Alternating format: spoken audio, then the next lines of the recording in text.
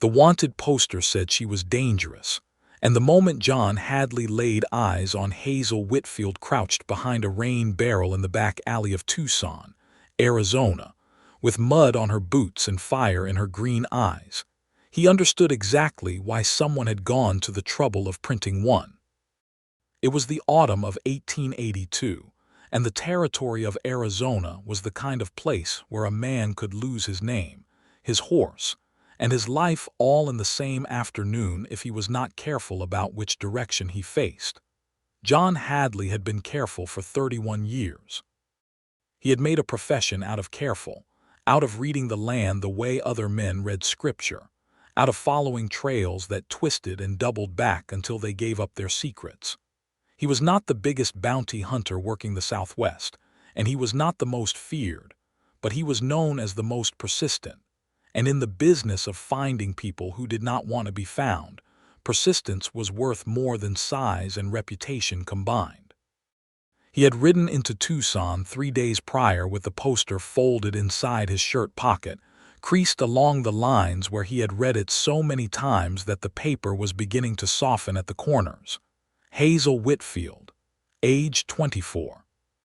Wanted in connection with the robbery of the Colton Bank in Santa Fe, New Mexico. Reward of $400, offered by one Mr. Gerald Pratt, president of the Colton Bank, and the man who had signed the warrant. $400 was a substantial sum. It was the kind of money that could buy a man a decent piece of land out toward the Verde Valley and leave enough over for seed and a few head of cattle. John had been working toward that piece of land for 2 years now, accumulating bounties the way a river accumulates silt, slowly, patiently, with the steady faith that it would all add up eventually to something worth having. He had tracked Hazel from Santa Fe through Albuquerque and down through the dry and unforgiving stretch of desert that separated New Mexico from Arizona territory, following rumors and the occasional hoofprint, until a bartender in a small town called Benson told him she had been spotted heading northwest.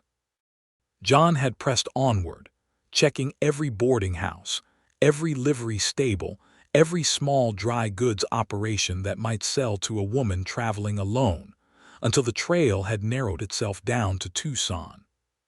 And now here she was, crouched behind a rain barrel with a canvas sack slung over one shoulder and a look on her face that told him she had already clocked his approach from 30 feet out and was calculating the angles of escape with a precision that he found genuinely impressive. "I would not recommend running," he said, keeping his voice low and even the way he would speak to a spooked horse. He was not drawing his gun. He had learned early on that drawing on a woman was bad strategy. It changed the emotional register of the whole encounter in a direction that rarely benefited anyone. There is nowhere left to go. I have had 3 days in this town, and I have closed off every route worth considering. She did not run. Instead, she stood up slowly, and when she stood to her full height, she was taller than he had expected from the small woodcut printed on the poster, maybe 5 feet and 6 inches, with dark brown hair pinned up beneath a wide-brimmed hat that had seen a lot of weather, and with those green eyes that caught the thin afternoon light and held it. She was wearing a man's canvas jacket over a simple cotton dress, and she was regarding him with an expression that was equal parts wariness and calculation. "John Hadley," she said. It was not a question. He was moderately surprised that she knew his name, though he supposed word traveled. "That is right. I heard you were coming," she said. "I thought I had more time." "You almost did," he said honestly. "You are a harder trail to follow than most." Something shifted briefly in her expression, as though the compliment had surprised her and she was not sure what to do with it. Then her jaw set again. "I suppose you intend to take me back to Santa Fe." "That is the agreement," he said. $400, and you stand before a judge." She looked at him for a long moment, and he noticed that her hands were not reaching for anything, no knife, no derringer, and he had checked closely enough to believe she was not carrying a rifle. She was standing very still, which he respected.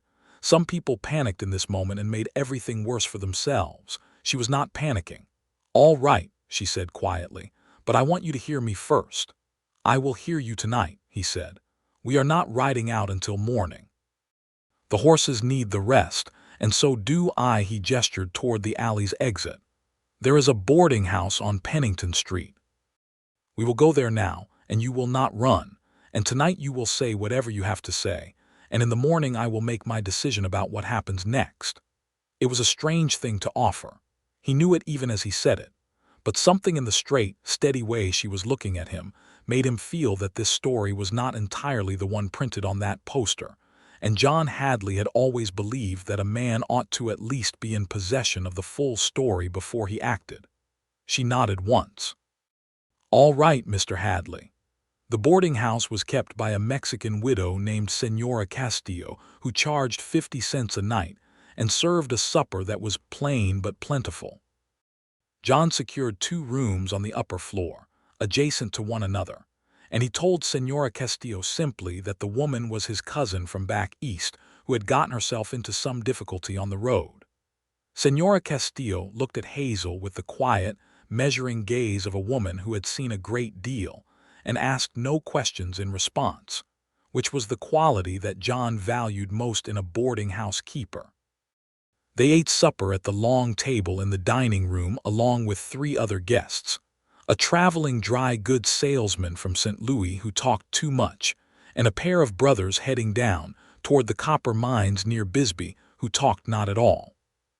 The meal was pinto beans and salt pork and cornbread, and there was coffee strong enough to keep a man honest, and John watched Hazel eat across the table from him with the focused attention of someone who had not had a proper meal in some time.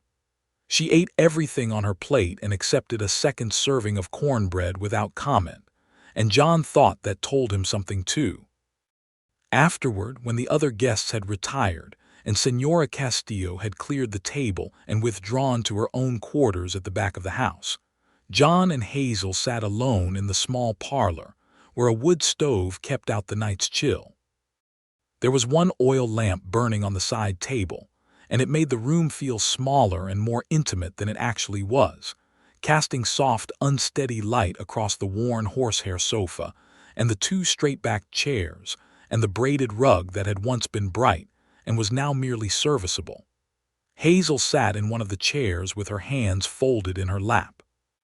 She had washed her face and retied her hair and taken off the canvas jacket, and without it she looked less like a fugitive and more like a schoolteacher from a respectable town, which was, as John would soon learn, precisely one of the versions of herself that she had once been. "You said you would hear me," she said. "I said I would hear you," he confirmed. He poured 2 cups of coffee from the pot that Senora Castillo had left on the stove and handed one to her. "Go ahead." She wrapped both hands around the cup and looked down at the coffee for a moment as though gathering the thread of something she had told herself many times in private but never to another person. Then she looked up at him, and her voice when it came out was steady and clear. "My father was a lawyer in Santa Fe," she began. "His name was Robert Whitfield. He was a decent man, and he spent the better part of 20 years building a practice and a reputation, both of which he was proud of. 2 years ago he took on a client by the name of Marcus Good, a man who had been swindled out of his cattle operation by a land scheme. My father believed he had a strong case. He was wrong, not because the case was weak, but because Gerald Pratt, the man who owns the Colton Bank, was one of the principals behind the land scheme, and Gerald Pratt had already decided how the case was going to end." John said nothing. He was listening. "My father lost the case," Hazel continued. "More than lost it. His client was ordered to pay Pratt's legal costs, which wiped out everything Marcus Good had left. And then the judge, a man named Aldrich, a man who attended the same church as Gerald Pratt and sat 2 pews behind him every Sunday, issued a finding of misconduct against my father. Fabricated misconduct. Letters that my father had never written were produced as evidence. Witnesses testified to conversations that had never taken place." Her jaw tightened. "My father was disbarred. He lost everything in 6 months. His practice, his home, his name in that town. He died the following winter of pneumonia, but I believe with everything I have that what truly killed him was the humiliation." John set his coffee cup down on the side table. The lamp flickered once in a draft from the window and then settled. "And the robbery," he said. "I did not steal the money for myself," she said. "I want you to understand that plainly. Gerald Pratt had taken out a judgment against my father's estate for legal costs from that trial, costs that my father had already paid once before Aldrich amended the record. The judgment was for $212. It wiped out what little my father had left in his personal account, the account I was to inherit, the money that he had saved over 30 years of honest work, the money he had put by for my future." Her voice did not break, but it thickened slightly at the edges. "So yes. I walked into the Colton Bank on a Wednesday afternoon in March, and I withdrew $212 from the account of Gerald Pratt, using a forged withdrawal slip that I had spent 2 weeks preparing. I left everything else in that vault completely untouched. I did not take 1 penny more than what had been stolen from my father." John was very quiet for a moment. Outside, somewhere down on the street, a dog was barking at something in the dark, and then it stopped. "You are telling me the truth," he said. It was not entirely a question. He had spent years learning the difference between the voice of someone constructing a story on the spot and the voice of someone releasing a story they had been carrying for a long time. This was the second kind. "I am telling you the truth," she said. "Every word of it. Do you have any proof? Of the forged letters, the fabricated misconduct, any of it?" She reached into the pocket of the canvas jacket where it lay folded over the arm of her chair and withdrew a small oilskin-wrapped packet. She held it out to him. He took it and unfolded it carefully, and found inside a collection of documents, letters in his father's handwriting, depositions from 2 witnesses whose names he did not recognize, and a letter from a court recorder who had been present at the disbarment proceeding, and who had written, in careful and troubled language, that certain items entered into evidence had appeared in the court record without having been submitted through proper procedure. He read through each document slowly, and Hazel sat across from him and waited with the patience of a woman who had long since exhausted her hope that anyone else would take the time to read what she was showing them. When he finished, he folded everything back into the oilskin and held it in his hands and looked at the floor for a while. "The $212, he said. "Where is it now?" "I gave it to Marcus Good," she said. "The original client. It was his cattle that were stolen in the first place. I found him living in a rented room above a carpenter's shop in Albuquerque. He cried when I gave it to him." She paused. "I did not know then that Pratt had already set a bounty hunter on my trail. I thought maybe nobody would look too hard for me. I underestimated how much a man like Pratt hates being made to look foolish." John turned the oilskin packet over in his hands once more, and then set it on the side table beside his coffee cup. The fire in the stove had settled into a steady, even burn, and the room was warm, and the lamp cast that soft, unsteady light across the sharp planes of Hazel Whitfield's face, and he thought that he had never in his adult life wanted to do his job less than he wanted to do it in this moment. He had tracked down men who had committed genuine violence. He had brought back a horse thief once who wept the entire 3-day ride and turned out to have stolen the horse to get his sick daughter to a doctor, and John had handed him over anyway because that was what the contract said, and the memory of it had sat uneasily with him for 2 years. He had made himself a rule after that. Understand what you are doing before you do it, and be honest with yourself about what it costs. He understood what he was doing now. He was looking at a woman who had, with careful and deliberate intent, taken back a specific sum of money from a corrupt man who had stolen it through legal manipulation, and he was the instrument through which that corrupt man proposed to see her punished for it. $400 was a substantial sum. It was the kind of money that could buy a man a decent piece of land. He looked at Hazel Whitfield across the small parlor of Senora Castillo's boarding house in Tucson, Arizona, in the autumn of 1882, and he made a decision. "I am going to tell you something," he said slowly. "And when I tell it to you, I need you to listen to every word because I am only going to say it once." She was looking at him with those green eyes, and there was something in them now that was not quite hope and not quite fear, and was more like the held breath of someone standing at the edge of a very high place. "I found you fair and square," he said. "There is no question about that.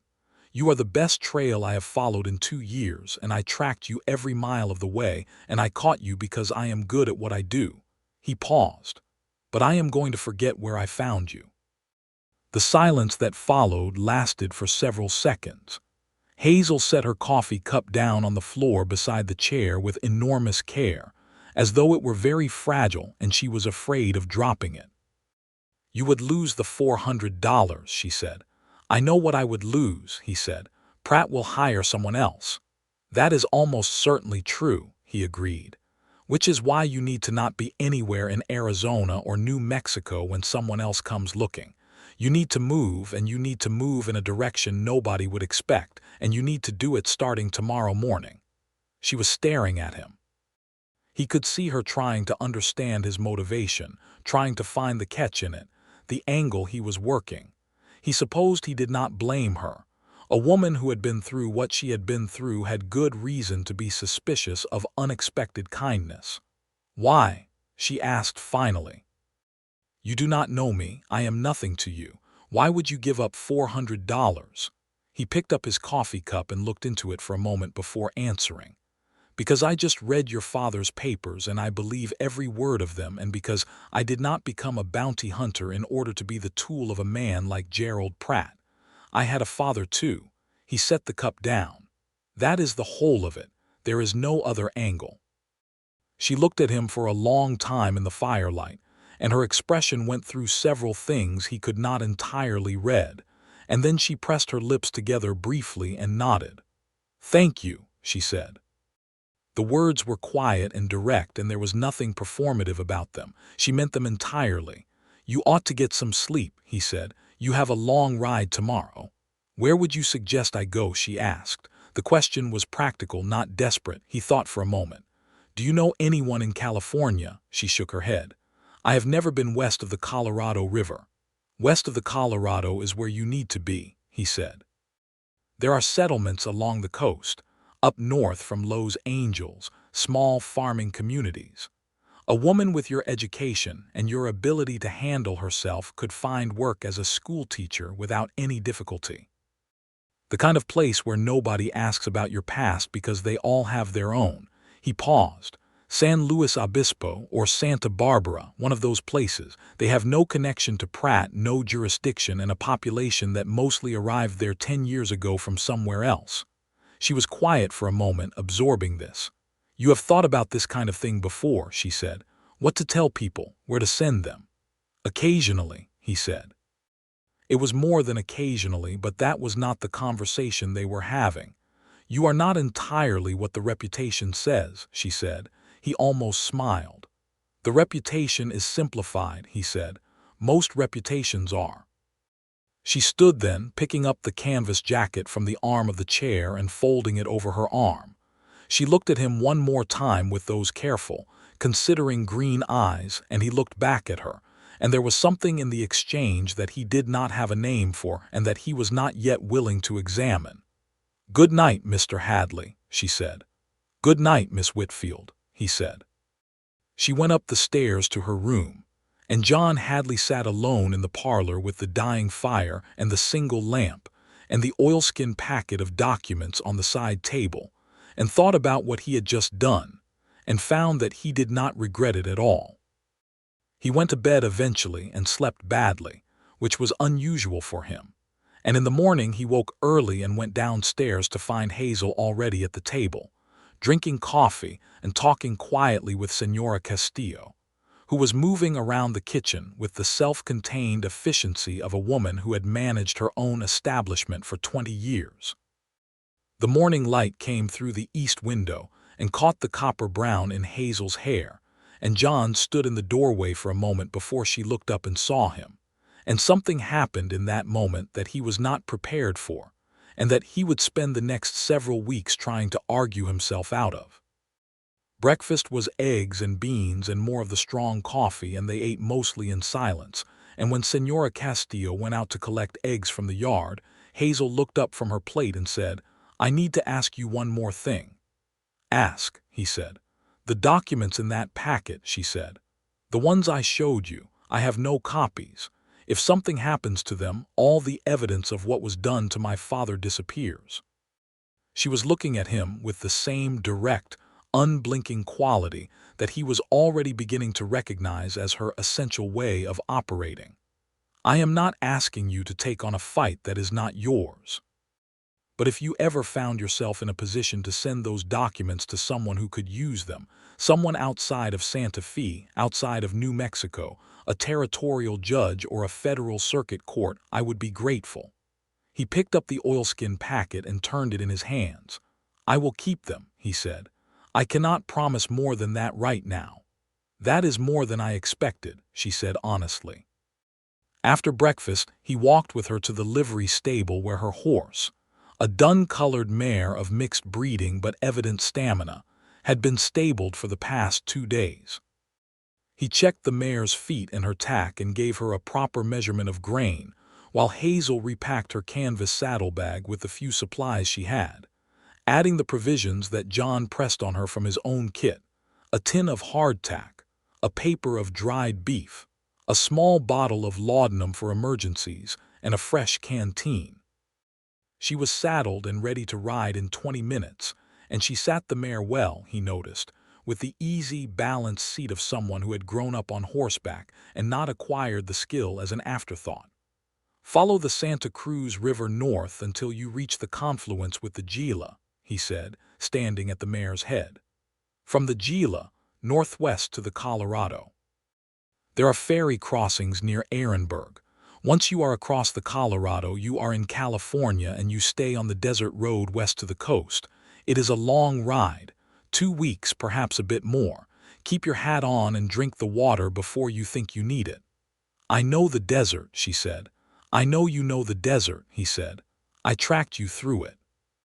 She looked down at him from the saddle, and the morning light was full on her face, and she was looking at him with an expression that he would carry with him for weeks and then months, and that he would not be able to adequately describe to himself, except as the expression of someone who is recognizing something they had not expected to find and does not quite know what to do about it yet. "I hope that piece of land works out for you," she said. "The one you were saving for." He was startled. "How do you know about that?" "You told me last night," she said. "Not directly, but in the way you described what $400 could buy. You were not speaking in hypotheticals. You were speaking from a plan." A small, genuine smile moved briefly across her face.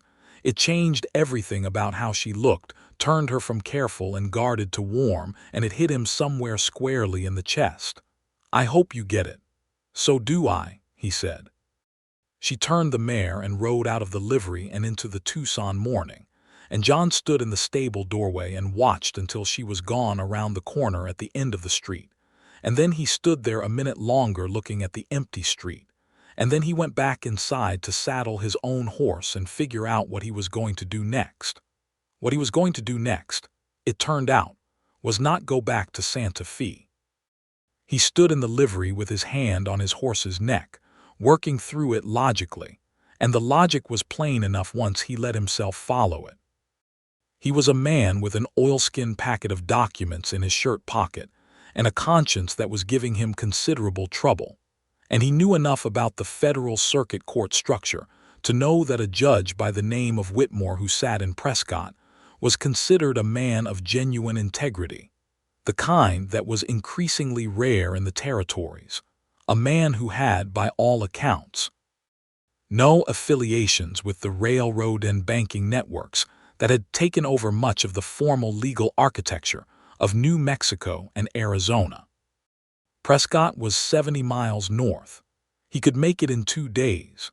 He made it in a day and a half, pushing his horse hard on the second morning and arriving in the territorial capital in the late afternoon with dust on his clothes and the oilskin packet still in his shirt pocket.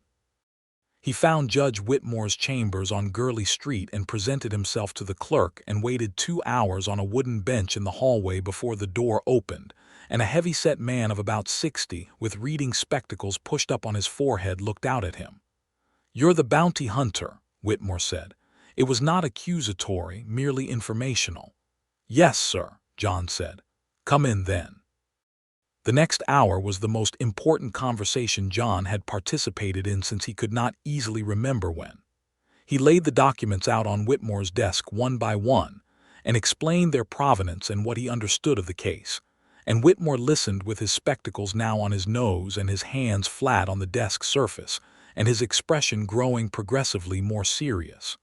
When John finished, Whitmore was quiet for a moment. Then he picked up the letter from the court recorder and read it through again. "This recorder," Whitmore said, "he's still alive, still in Santa Fe. As far as I know," John said. "Do you have his address?" "It is at the bottom of the letter." Whitmore looked at him over the spectacles. "You understand what you are bringing me here is serious. If these documents are genuine, we are looking at judicial corruption at the minimum and fraud upon the court and potentially conspiracy to defraud multiple parties." He paused. "It would take time. It would not be a fast process." "I understand that," John said. "I am not here because I expect it to be fast. I am here because those documents deserve to be in the hands of someone who will take them seriously." Whitmore looked at him for another moment and then nodded slowly. "All right," he said. "I will look into this." He began to carefully restack the documents. "In the meantime, this warrant for the Whitfield woman, $400. I was unable to locate her," John said. "The trail went cold in Tucson." Whitmore looked at him over the spectacles again with a very particular kind of look that told John the judge was not an unintelligent man. "I see," Whitmore said. "The trail went cold." "The trail went cold," John confirmed. There was a pause, and Whitmore made a small sound that was not quite a laugh and not quite a cough and was something in between. "If I were a younger man and a more romantic one," he said, "I might observe that that is a very interesting piece of information. But I am neither. Good evening, Mr. Hadley." John rode back toward Tucson with the oilskin packet gone from his pocket, and a feeling in his chest that was simultaneously lighter and heavier than it had been before. Lighter because he had done the right thing, and heavier because doing the right thing had cost him everything he had been saving toward, and had also, entirely against his will, convinced him that Hazel Whitfield was the most interesting person he had encountered in several years. And he had let her ride away to California without even knowing what town she was going to. He told himself this was fine. He told himself it rationally, and at length over the 2-day ride back to Tucson, and the subsequent week he spent there taking on a simpler job, tracking a horse thief who had stolen 4 animals from a rancher outside of town. The horse thief proved to be a 16-year-old boy who was hungry and frightened, and John handled that situation with as much care as it was possible to handle it, returning the horses and negotiating with the rancher to accept restitution over a period of 6 months rather than a jail term, a negotiation that cost John the recovery fee, but which seemed, on balance, like the better human outcome. He was becoming, he recognized, inconveniently principled. By October he was back on the road, working a legitimate circuit through the territory, and by November he had accumulated enough in recovered fees to make a modest start toward that piece of land in the Verde Valley, though $400 would have gotten him there considerably faster. He was not sorry. He had made his decision with clear eyes, and he was not sorry, but he thought about her. He thought about her with a frequency and a specificity that was disproportionate to the length of their acquaintance, which had been less than 24 hours. He thought about the way she had held her coffee cup with both hands and the straightness of her spine, and the way that brief, genuine smile had moved across her face like weather and then cleared. He thought about the steadiness of her voice when she told her father's story and the intelligence in those green eyes, and the way she had noticed, from a single conversation, that he had a specific plan for a piece of land, and had remembered it, and had wished him well with it. He thought about California. He told himself this was foolishness, and the telling did not help, and by December he had settled into a low and persistent restlessness that he recognized from his reading of it in other men, as something he needed to either act on or fully release. And he was not sure he was capable of fully releasing it without at least knowing that she had made it to the coast safely. In December, he received a letter, forwarded through the Tucson post office from a contact in Prescott, informing him that Judge Whitmore had sent a federal investigator to Santa Fe, and that the investigation into the conduct of Judge Aldrich and Gerald Pratt and the Colton Bank was formally underway. The letter noted that the court recorder had been located and had agreed to testify, and that certain financial records at the Colton Bank had been subpoenaed. He read that letter 3 times. Then he put it in his shirt pocket and went and saddled his horse and headed for California. He told himself it was simply that she ought to know. She ought to know that the documents had been useful, and that the process was in motion, and that her father's name might yet be restored. This was true, and it was a sufficient reason, and it was also not the only reason. But John Hadley had always been a man who could hold 2 truths simultaneously without letting them embarrass each other. The road west from Tucson across the Colorado desert was a serious piece of country in December, cold at night and blindingly bright by day, the desert floor white with frost at dawn, and the sky so blue it looked painted. He followed the route he had described to Hazel, up the Santa Cruz and west on the Gila, and across the Colorado at the Ehrenberg Ferry, which was operated by a taciturn man who charged 40 cents for horse and rider, and said nothing beyond that. And then the long desert road west through the Chuckwalla Range and the Coachella Valley, and up and over the coastal mountains, and down to the Pacific. He had never seen the Pacific before. He came over the San Marcos Pass in the late afternoon of a clear January day in 1883, and the ocean appeared below him, impossibly large and impossibly blue and silver in the low winter light, stretching out to a horizon so clean and definite that it seemed like a proposition about the world. He sat his horse on the ridge for several minutes just looking at it. Santa Barbara was a prosperous, sun-washed town of several thousand people, a mix of old California Spanish families and newer American arrivals, with a fine harbor and an economy built on agriculture and cattle and the beginnings of the tourist trade that the railroad was already beginning to encourage. It had 3 schools. John went to the first one, which was a single-room building near the town plaza, and the teacher there was a middle-aged man from Ohio who had never heard of Hazel Whitfield. He went to the second school, which was attached to the Catholic mission, and the teacher there was a sister in a gray habit who looked at him with deep suspicion and told him she had no idea who he was talking about. He went to the third school, which was a newer building on the east side of town near the creek, and he got there at 3:30 in the afternoon, and found himself standing outside a window looking in at a classroom of approximately 20 children ranging in age from about 6 to about 12, and at the front of the room, writing something on a slate board, was Hazel Whitfield. She had her back to him. She was writing arithmetic. She was wearing a blue calico dress that he had not seen before, and her hair was pinned up neatly, and she was talking to the children as she wrote. And even through the window glass, he could hear the warm, clear steadiness of her voice, and the way the children were paying attention to her with the focused look of students who like their teacher. He stood at the window for a moment that he would not have been able to account for in any professional context, and then he stepped back and waited beside the door until the school day ended, and the children came tumbling out in a burst of energy and noise. And then he waited while the noise died down, and then he knocked on the open door and stepped inside.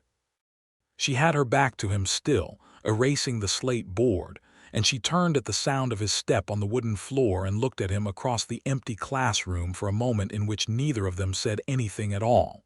Then she said, "I thought the trail went cold in Tucson." "It did," he said. "This is something else." She set the eraser down on the chalk ledge and turned fully toward him and studied him with those green eyes. He had been right, months ago in Tucson, that there was no forgetting them. "You look like you rode a very long way," she said. About 900 miles, he agreed. Why? She asked. He had thought about this question for 900 miles and he had a number of answers prepared, all of them technically accurate and some of them more complete than others. He decided to give her the most complete one first and let the others follow if they were needed. Because I have a letter in my pocket that Judge Whitmore in Prescott has opened a federal investigation into Gerald Pratt and Judge Aldrich, based on the documents you gave me, and the court recorder has agreed to testify, and I thought you deserved to know that your father's story was going to be told properly, he said. And because I have been thinking about you every day since October, and I am not particularly good at leaving things unfinished, and this felt unfinished. She was very still in the middle of the classroom with the afternoon light coming through the windows and the smell of chalk and pencil wood and children's industry around them, and she looked at him with an expression that he recognized, because he had seen it briefly in the livery stable that last morning in Tucson. The expression of someone recognizing something they had not expected. "You rode 900 miles to tell me that," she said. "I rode 900 miles to tell you that," he confirmed. "And possibly a few other things, depending on how this conversation goes." She pressed her lips together briefly in the way he had noticed she did when she was processing something significant. Then she said, "You had better come and sit down, then, Mr. Hadley, because I have spent 3 months wondering if you were all right after you let me go, which was considerably more wondering than I intended to do." He sat down at the teacher's desk, and she sat in one of the children's chairs across from him, folding her long frame into it with a kind of elegant awkwardness, and she told him about California. She had made it in 16 days, she said, faster than he had estimated because the dun mare was tougher than she looked, and she had arrived in Santa Barbara on a Tuesday in late October, and had found a room at a boarding house run by a woman named Mrs. Alcott. And she had presented herself to the school board the following Friday, and had been hired by the following Monday because the previous school teacher had left in September for San Francisco, and the children had been going without proper instruction for 6 weeks. She had 31 students now, she said. They ranged from the very bright to the very difficult, and she loved them all with the focused, non-sentimental love of a good teacher.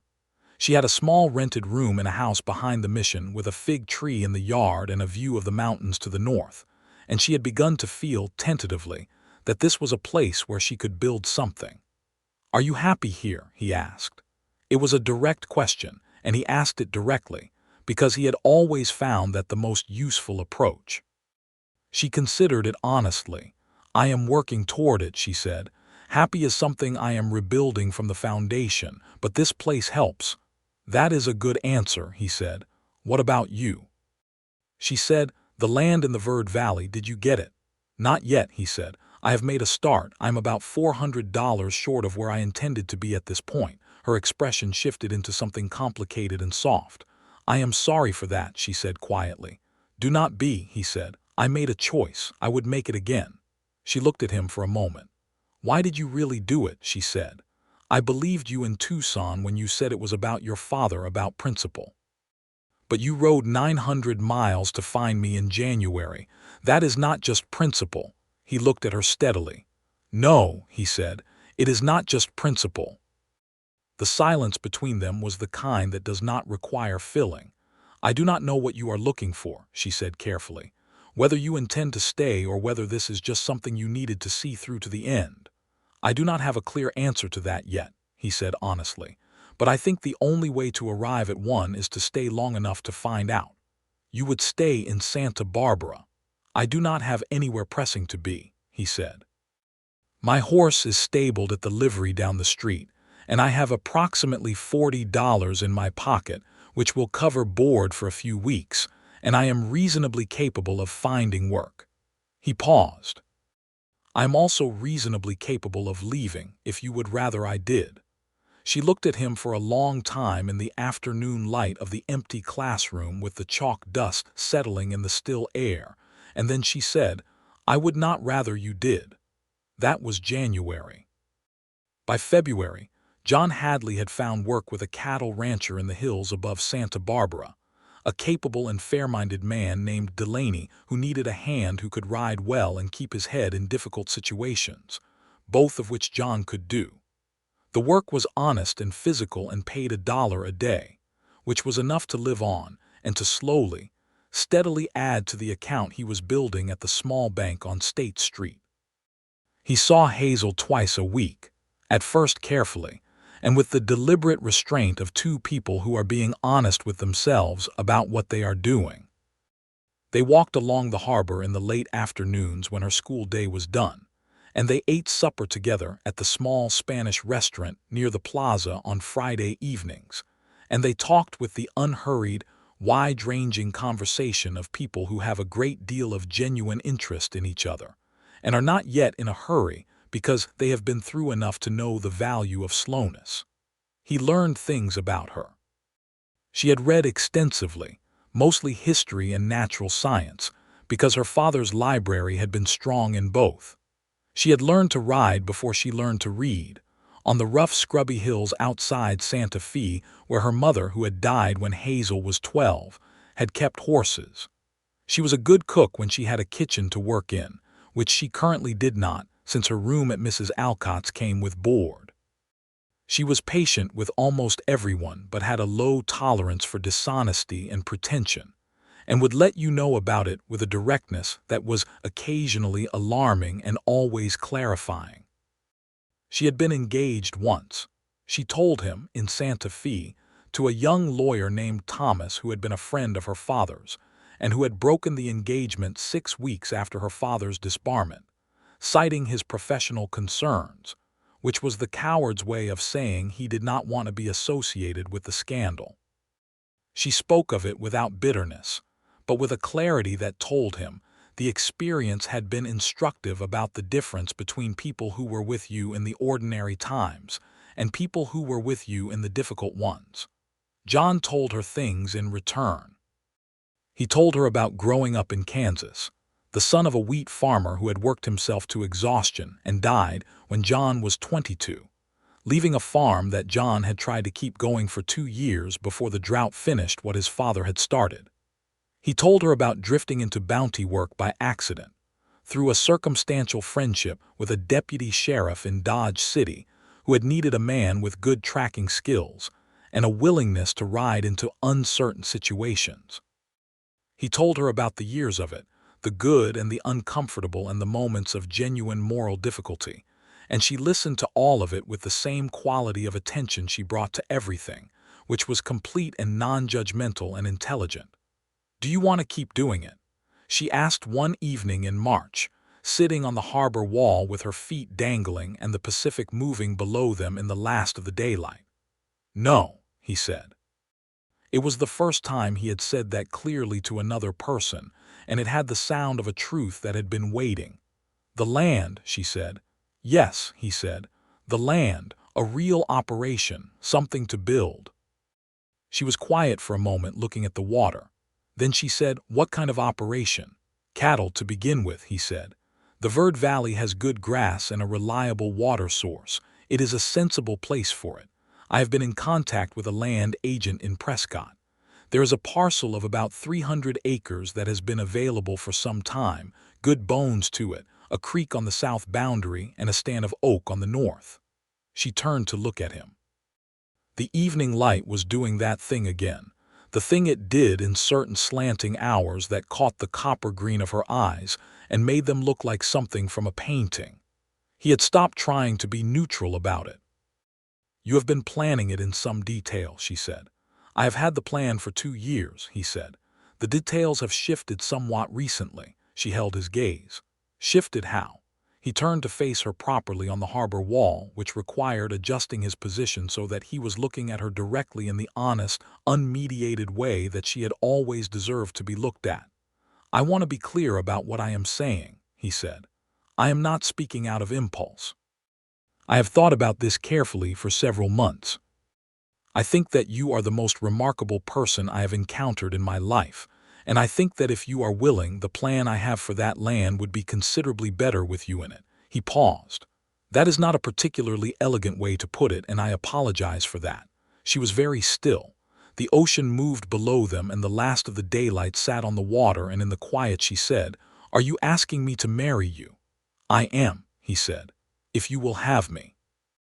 She looked at him for a long time with those green eyes that he had been thinking about since October, and then she said, "You let me go when you could have had $400, and you carried my father's papers to a federal judge, and you rode 900 miles in January to find a schoolteacher you had known for less than a day." She paused. "John Hadley, I have been falling in love with you since the moment you handed me a cup of coffee and said you would hear me first." He reached over and took her hand from where it rested on the harbor wall, and her fingers closed around his with a warmth and a steadiness that went straight through him. And in the pale Pacific twilight above the Santa Barbara harbor he said, "I have been in love with you since the livery stable in Tucson when you told me you hoped the land worked out." She laughed, and it was the first time he had heard her laugh, a real laugh, unguarded and full, and it was the best sound he had heard in years. They were married in April of 1883 at the Santa Barbara courthouse, in a brief and practical ceremony attended by Senorita Delaney, the rancher's daughter who had become a friend of Hazel's over the winter months, and by old Delaney himself, who stood up with John and shook his hand afterward with the quiet approval of a man who recognized a good match when he saw one. The school board in Santa Barbara was kind about it. They gave Hazel until the end of the school year in June, which she spent completing her student's education through the end of the term with the same focused dedication she had brought to every school day since October. On the last day of school she cried a little, which she later told John she had not intended to do, and the children made her a card with 31 signatures in various states of legibility, and she kept it folded in the top of her traveling trunk for the rest of her life. In July, they loaded a wagon and turned east, back across the mountains and across the Mojave Desert, and across the Colorado and north into Arizona territory, following a route that John knew well by this point, and that Hazel took in with the intelligent, absorbing attention she brought to landscape, asking questions about the geology and the plant life, and the water sources with a thoroughness that he found genuinely delightful. The Verde Valley was as he had described it and more, a wide green corridor cut through the red rock plateau of central Arizona, the creek he had mentioned running clear and steady over smooth stones along the south edge of the property, the oak grove on the north edge, already losing its summer fullness into the early hints of autumn gold. The parcel was 312 acres, and the land agent in Prescott had been holding it for him, and the paperwork was signed on a Tuesday morning in late August of 1883. They stood together in the middle of the property in the afternoon heat, with the wagon behind them and his horse and her dun mare tied to the wagon wheel, and the sound of the creek below, and the sound of the oaks above, and the vast Arizona sky overhead in that particular shade of late summer blue that does not look real until you are standing under it. "Well," Hazel said, standing beside him with her hat in her hands, looking at the land. "Well," he said. She turned to look at him with a warmth and a fullness in her expression that he thought he could spend the rest of his life looking at without ever taking it for granted. "We had better get to work," she said. They got to work. The first year on the land was the hardest and the most alive that John had ever felt. They built the house themselves, starting with a modest two-room structure of adobe and timber, using the techniques that were practical and proven in the valley, thick walls against the summer heat and small windows, and a deep porch on the south side for the evenings. John had some carpentry skill from his Kansas boyhood and Hazel had none, but learned with the same focused determination she brought to everything. And by November they had walls and a roof and a proper hearth and a plank floor that Hazel was unreasonably pleased with.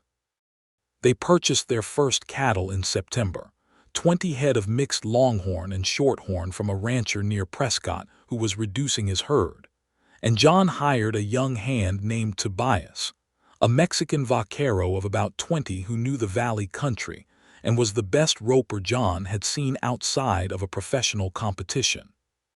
Tobias lived in a small bunkhouse that they built adjacent to the barn that winter, and he became, over the following years, the closest thing to a right-hand man that John had ever had. In late February of 1884, Hazel told John over breakfast that they were expecting a child. He looked at her across the table with the morning light coming through the east window and the coffee between them, and the familiar comfortable disorder of their shared life all around them, and felt something so large and straightforward move through him that the only honest response to it was the one he gave, which was to set his cup down and get up from the table and go around to her side and hold her for a long moment with his forehead against her hair. "Are you pleased?" she said into his shoulder. "I do not have the vocabulary for how pleased I am," he said. She laughed and held on to him, and outside the window the Verde Valley went about its February morning in the thin winter sun, and everything seemed exactly as it should be. The news from Prescott arrived in March. A letter from Judge Whitmore, formal and careful in its language, informed John that the federal investigation into Gerald Pratt and Judge Aldrich had concluded with a finding of fraud upon the court, conspiracy to defraud, and in Pratt's case, additional charges related to financial irregularities at the Colton Bank that the investigation had uncovered in the course of the inquiry. Aldrich had resigned from the bench before the formal finding and had left Santa Fe, destination unclear. Pratt had been indicted and was awaiting trial. Further, the letter noted, the disbarment of Robert Whitfield had been reviewed by the Territorial Bar Committee and had been formally vacated, the finding of misconduct overturned and stricken from the record, and a formal statement to that effect had been issued and would be a matter of public record in New Mexico territory.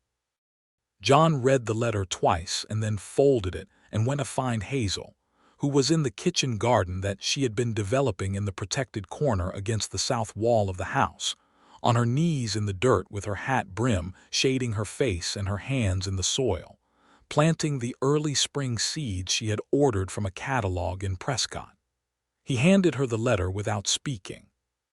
She read it and he watched her face, which went very still and then, slowly, changed into something that was not grief and not relief, and was both at once, the complicated arrival of a justice that had come too late for the person it was most meant for but had come nonetheless.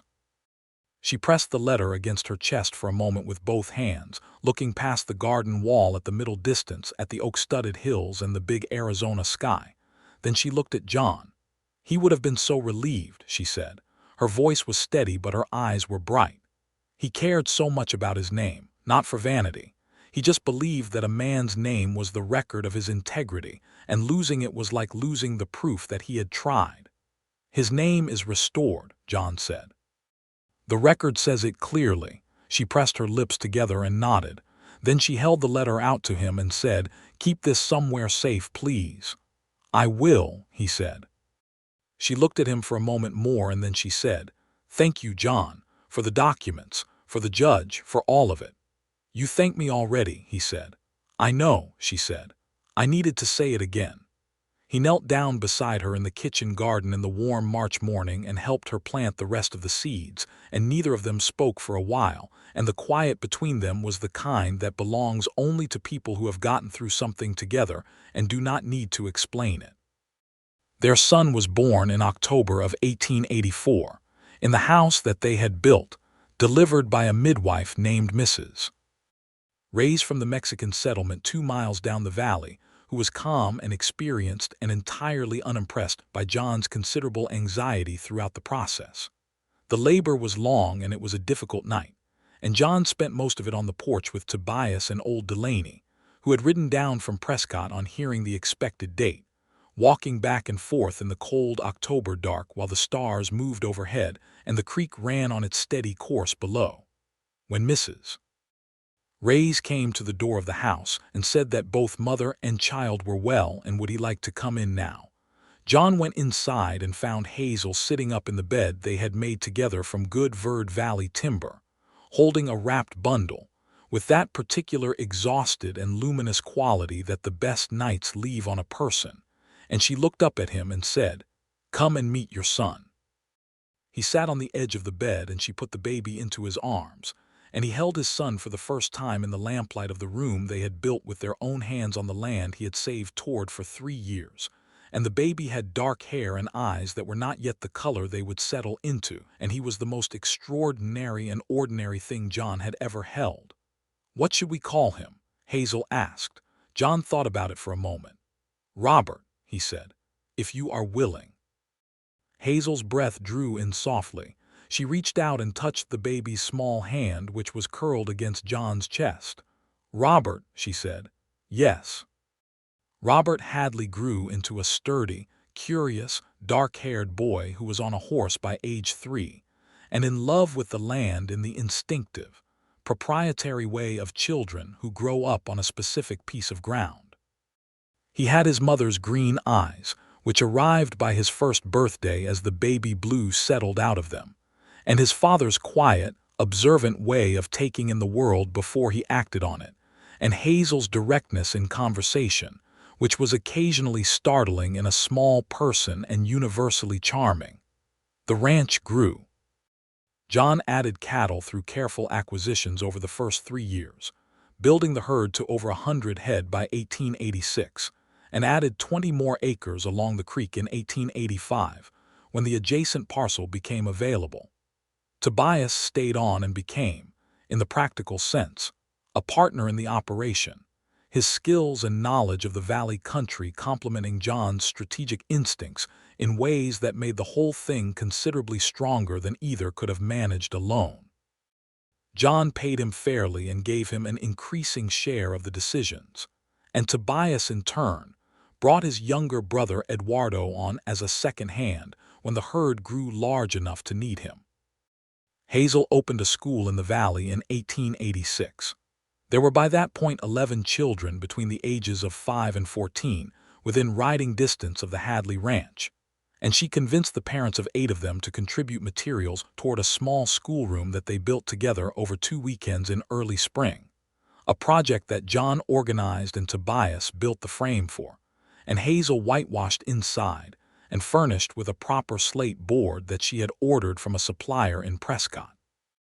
She taught 5 days a week, riding her old dun mare, who was aging gracefully, back and forth from the ranch house, and Robert in his early school years was her first student. In the winter of 1886, a letter arrived from Marcus Good in Albuquerque. He had heard about the investigation and the overturning of Robert Whitfield's disbarment. He wrote, and he wanted Hazel to know that the $212 she had returned to him 3 years before had allowed him to secure a modest cattle operation, and that he was now solvent and his family was all right, and that not a day went by that he did not think of what she had done for him and what her father had done before her. Hazel read the letter at the kitchen table while Robert ate his breakfast beside her, and she looked up from it at John with wet eyes and a full smile. "Good news," she said. "Very good news," he agreed. She wrote back to Marcus Good a long letter that same afternoon, telling him about the valley and the ranch and the school and Robert, and she told him that her father would have been glad to know his work had meant something in the end, and she meant it completely.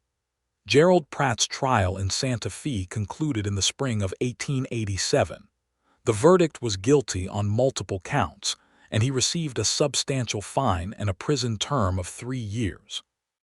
It was not, Hazel observed when John read the news from the territorial paper, the full accounting that justice might have required, but it was something, and in her experience something was often the best that justice could actually deliver, which did not mean you stopped trying for more, only that you kept your expectations calibrated to reality.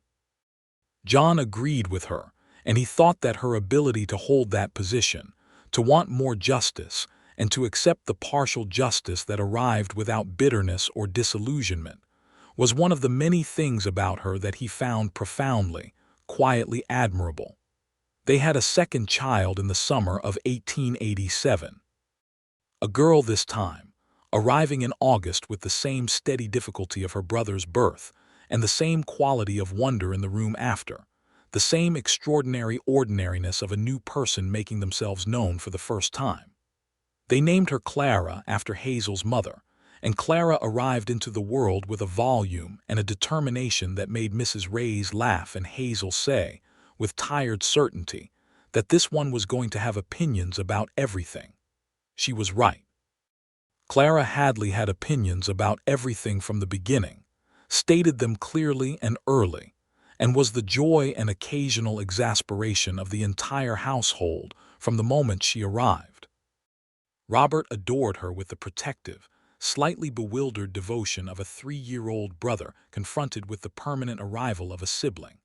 And by the time Clara was walking and getting into everything, the two of them had developed a partnership that involved Robert explaining the world to Clara and Clara testing every explanation immediately and empirically.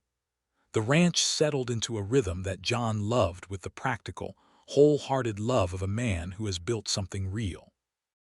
The mornings were early and physical, the cattle requiring the constant attention of maintenance and movement and health, the land requiring fencing and water management, and the 100 small repairs that a working property accumulated.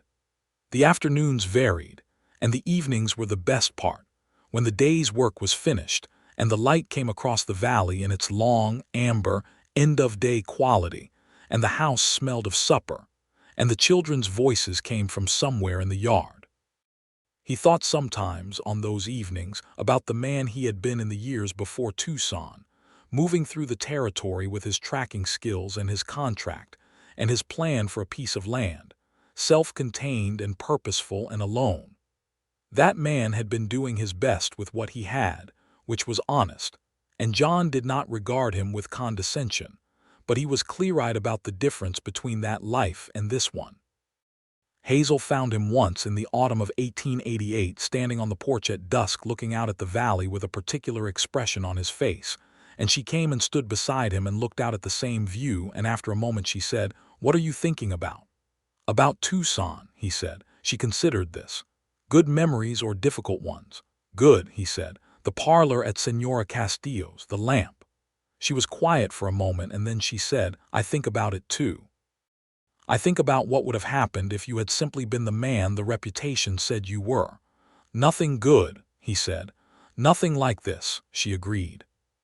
She put her hand through his arm and leaned slightly against him, and the valley went on doing its evening business below them, the creek catching the last light and the oaks going dark on the north ridge, and somewhere out in the grass the cattle moving in their slow, purposeful way. "I heard your story that night," he said, "and I did the only thing that made sense." She looked up at him. "Most people would not have seen it as making sense." "Most people were not me," he said simply. She laughed, and he put his arm around her properly, and they stood on the porch in the warm autumn dusk of the Verde Valley while their life arranged itself around them. The children's voices from inside the house and Tobias's horse in the corral, and the smell of the pine resin from the firewood stacked by the door, and the vast, indifferent, beautiful Arizona sky overhead moving through its colors toward night.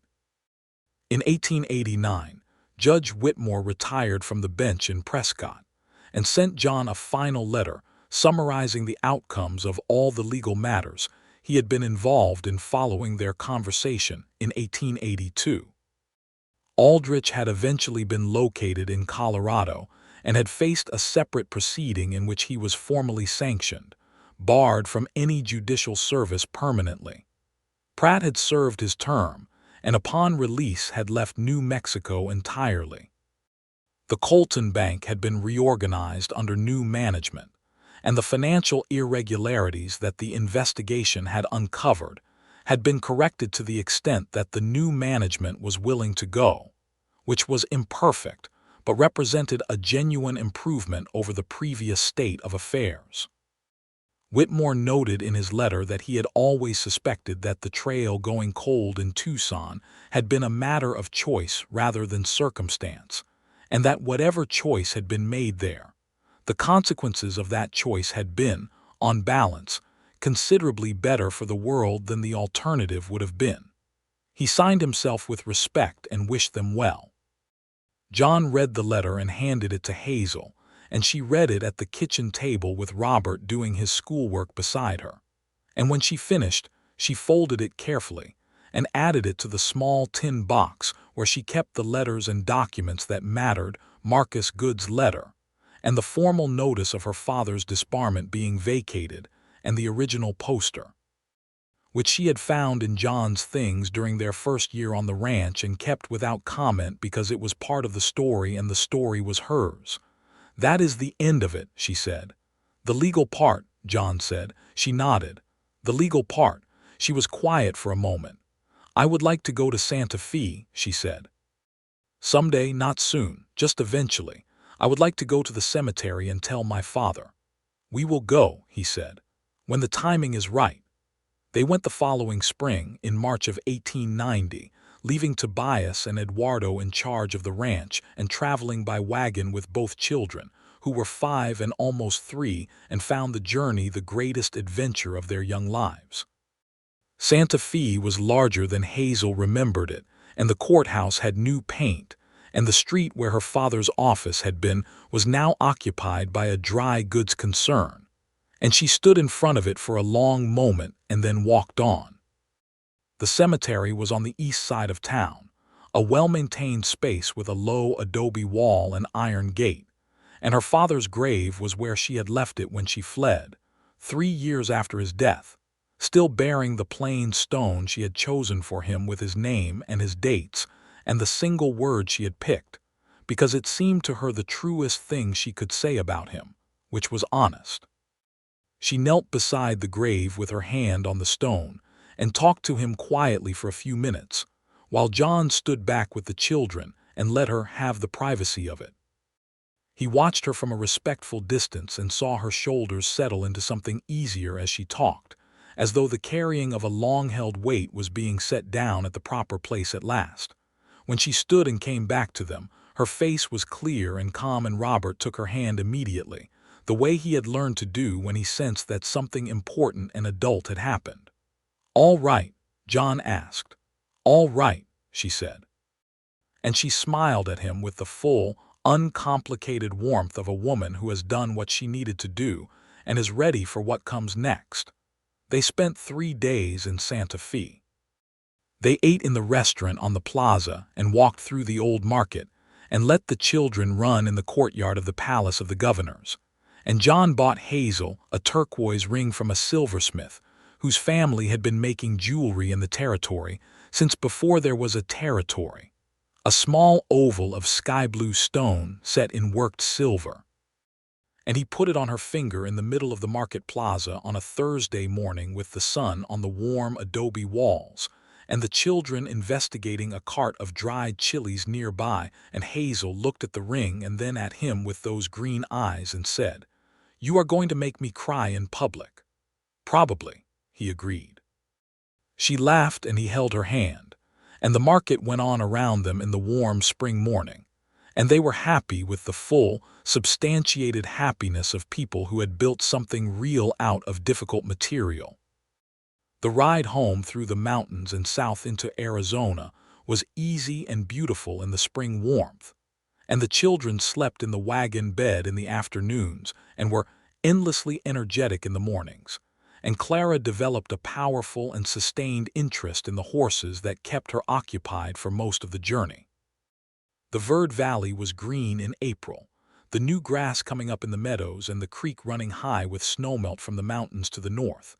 And when they came down into the valley in the late afternoon and the Hadley ranch came into view with the smoke from the cook stove visible above the trees and Tobias's horse in the corral, Robert sat up in the wagon bed and said with complete certainty, "We are home," and Clara said, "Home," and settled back down in the blankets. John looked at Hazel on the wagon seat beside him, and she looked at him, and there was nothing to say that wasn't already known between them. So he took her hand and held it as they drove the last half-mile down to the house. The years that followed were the years of the ranch growing into itself, filling out its potential the way a young tree fills out its frame, gaining breadth and permanence with each season. The herd reached 200 head by 1892, and John began selling cattle to the Santa Fe railway contractors who were building the rail network through central Arizona, which was profitable and required a kind of logistical thinking that he found engaged him in much the same way that tracking had once done, the same forward planning, the same reading of multiple variables. Only now the variables were feed prices and rail schedules, and the health of the herd rather than trails and weather, and the habits of the person he was following. Hazel's school expanded too. By 1892, there were 16 students in the Valley School, and the following year the County Education Board in Prescott formally recognized the Verde Valley School as a county institution and began providing a small annual allocation for materials, which Hazel used to purchase the books and maps and instruments she had been making do without. She also that year hired a second teacher, a young woman just arrived from Missouri named Ellen Parsons, who was 22 and capable and became a genuine friend over the following decade. Robert started working cattle seriously at 12, alongside Tobias and Eduardo, and demonstrated such natural ability that by 14, he was doing the work of a grown hand. He was becoming his own person in the way that children do when they have had enough stability to grow confidently outward, steady and observant, and with a capacity for hard work that John recognized with something beyond pride, something closer to the satisfaction of a craftsman who has made something well.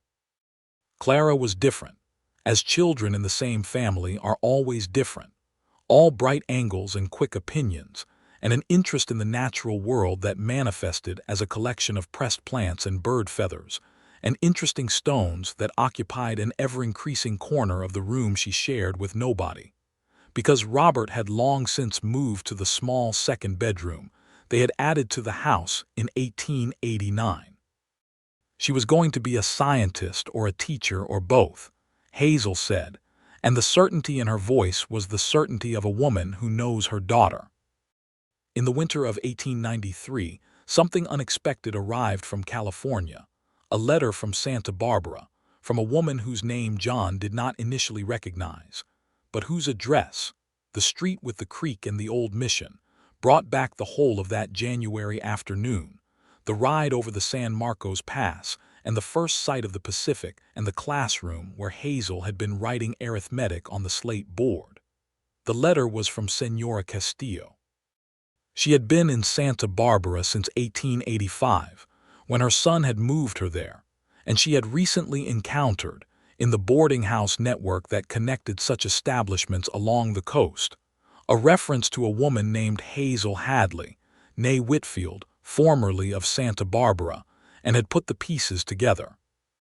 She wrote warmly and practically, saying that she was well and that she was glad to know that things had turned out as they had, and that she had always suspected as much, and that the good Lord had a way of making sensible arrangements when the right people were willing to act on them. Hazel read the letter aloud at supper to John and the children, and then wrote back a long reply that she spent 2 evenings over, telling Senora Castillo everything, the whole of it, the ranch and the school and Robert and Clara, and the years that had been built here in this valley. She described the Verde Valley in the kind of detail that communicated genuine love of a place, the red rock walls and the green floor and the creek that ran clear over smooth stones and the oak grove in the north, where the deer came at dusk, and the sky overhead that was never quite the same color twice. She told Senora Castillo, near the end of the letter, that it had all started in a cold parlor in Tucson with a man who had said he would hear her first, and that she still believed that single act of paying attention had been the hinge on which everything else had turned. Senora Castillo wrote back saying that she had known it that night from the quality of the silence in the parlor after supper, which said something about the gift of observation that comes from running a boarding house for many years. Tobias married in 1894, a woman from the settlement below named Rosalinda, who was quietly formidable in the way of someone who has always known exactly what she was worth, And the wedding was held at the Hadley Ranch on a Saturday in October, with half the valley in attendance and Hazel making enough food for twice that number, which was her standard approach to any gathering. It was a good day, warm and golden in the way of Arizona October, and John danced with Hazel on the packed dirt of the yard under a string of lanterns that Tobias had hung between the posts of the porch.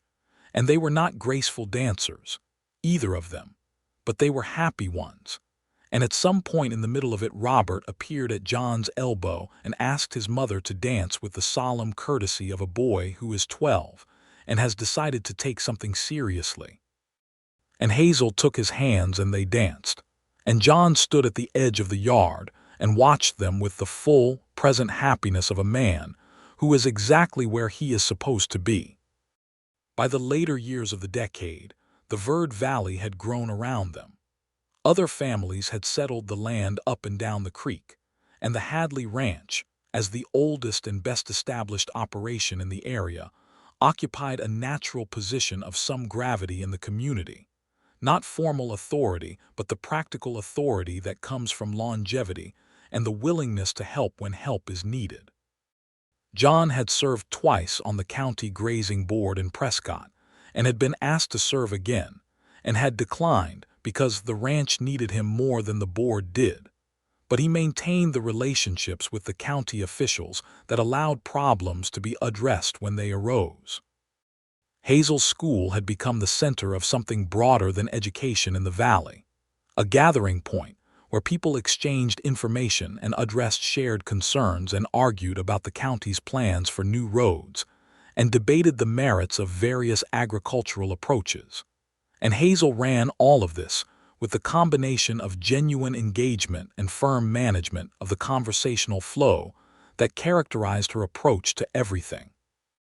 They were 60 miles from the nearest city of consequence, and the isolation that had once seemed like a limitation had long since resolved itself into a quality of life that they would not have traded for any amount of proximity to civilization. The Verde Valley was civilization enough, built by the people who lived there, day by day, season by season, in the ordinary heroic way of people who are making something from the ground up.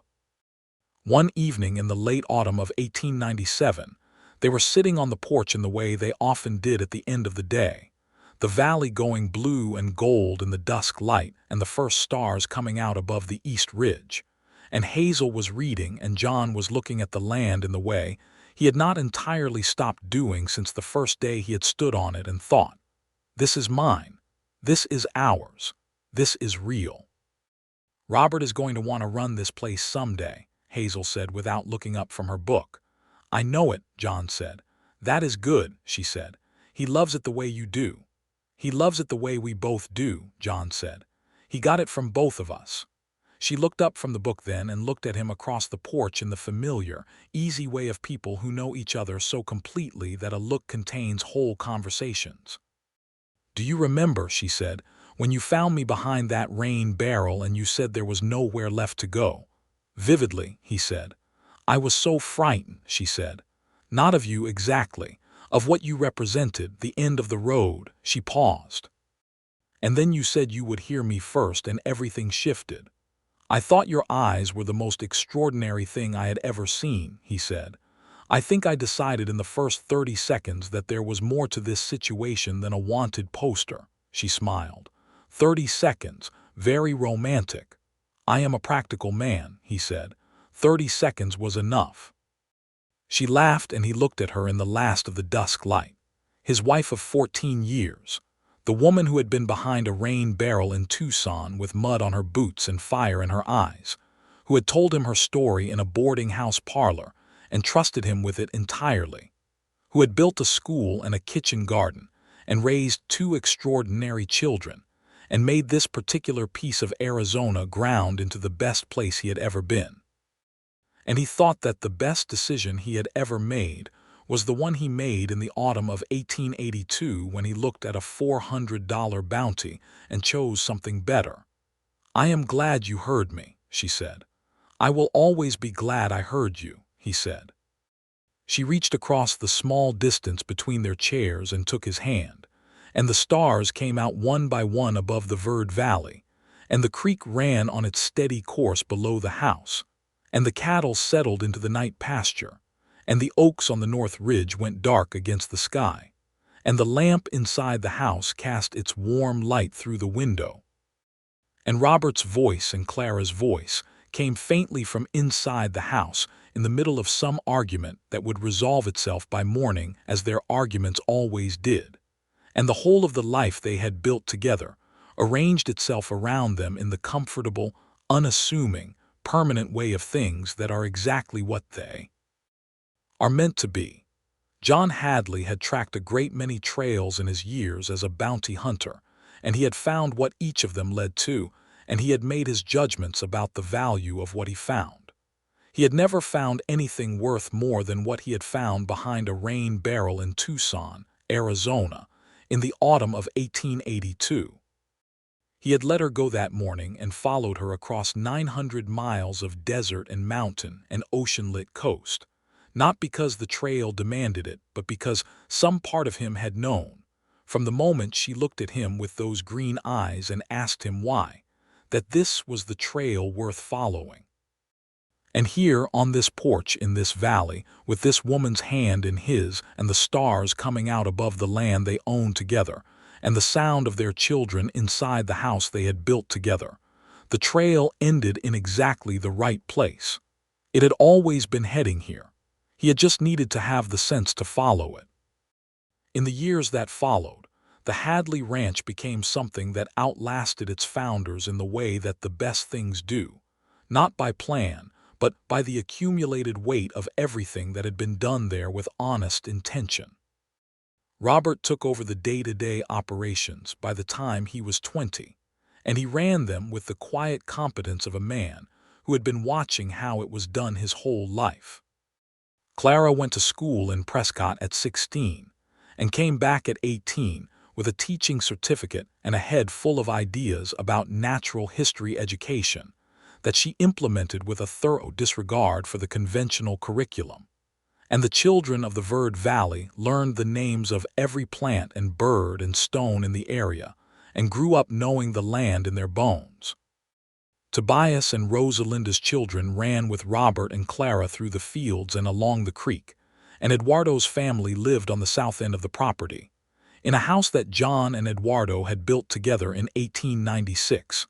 And the Hadley Ranch was, in the way of such places, a community in itself, held together by the practical business of cattle and schooling, and the ongoing collaborative work of living in a piece of country and caring for it properly.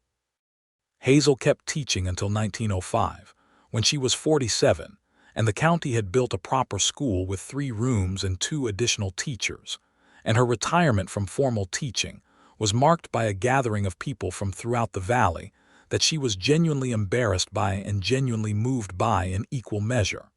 She kept the school going on the ranch, teaching Robert's children when they came along and Clara's eventually, because she had never been able to entirely stop.